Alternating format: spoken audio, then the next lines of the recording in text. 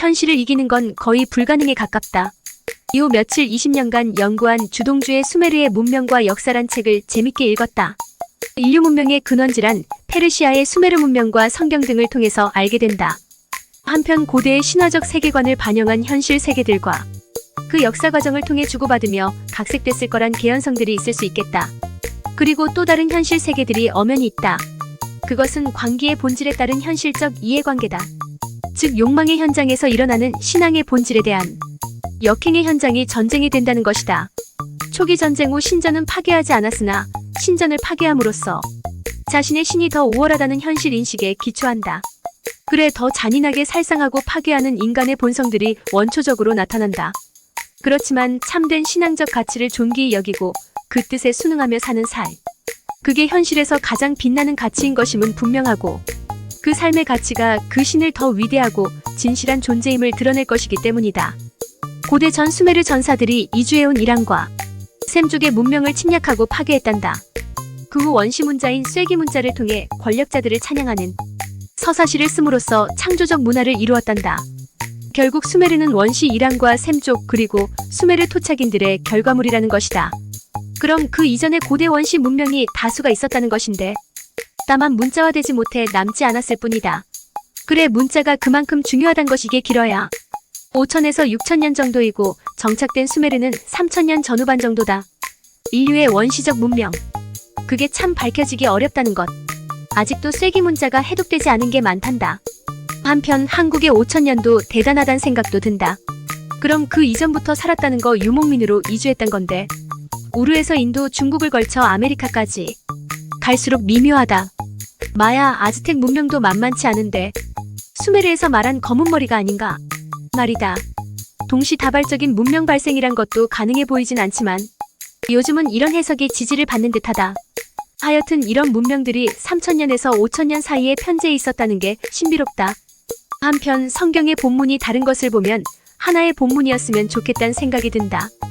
때론 무리해서 이단자들이 생기기도 학자들 간에도 이런 문제를 해결하려 했다. 이런 문제의 근간은 구술전승에 대한 이해 부족에 있다 하겠다. 성경에도 구술전승에 대한 본문들의 실에는 많다. 램 3133나의 법을 그들 속에 두며 그 마음에 기록하여 램 362 너는 두루마리 책을 취하여 내게 이른 모든 말을 그것에 기록하라.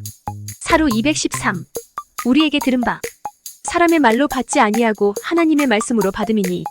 사로 215 말로나 우리 편지로 가르침을 받은. 롬천 17 믿음은 들음에서 나며 들음은 그리스도의 말씀으로. 요천 613 진리의 성령이 오시면 오직 들은 것을 말하며. 요일 46 아는 자는 우리 말을 듣고. 히 23 구원은 처음에 주로 말씀하신 바요들은 자들이 우리에게 확증한 바니. 께 13 말씀들을 읽는 자와 듣는 자와 기록한 것을 지키는 자는 복이 있나니. 고전 213 성령으로부터 가르침을 받은 말씀으로 말합니다. 쉬운 성경. 그런데 성경의 정경화전 구술전승이 공동체 내에서 통용되고 자신의 말로 표현되었다는 역사적 배경을 이해하면 쉽게 이해될 부분이다.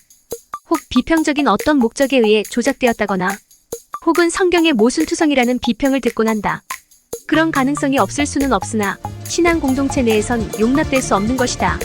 이런 구술의 융통성을 통해 공동체 내에서의 풍성함을 누렸을 것이며 신앙적 견고함을 주는데 기여했을 것이다. 혹 이단적이거나 과장된 표현들은 정경화 과정에서 배제된 것이 그 예일 것이다. 성경 본문을 강조하면 지나친 문자주의적 견해가 된다. 심지어 성경 원어, 라틴어의 문자에 대한 한계를 인지하지 않는 견해도 있다. 성경을 통해 하나님의 임재와 교통을 이루지 못한 문자라면 무슨 유익이 있겠는가 말이다.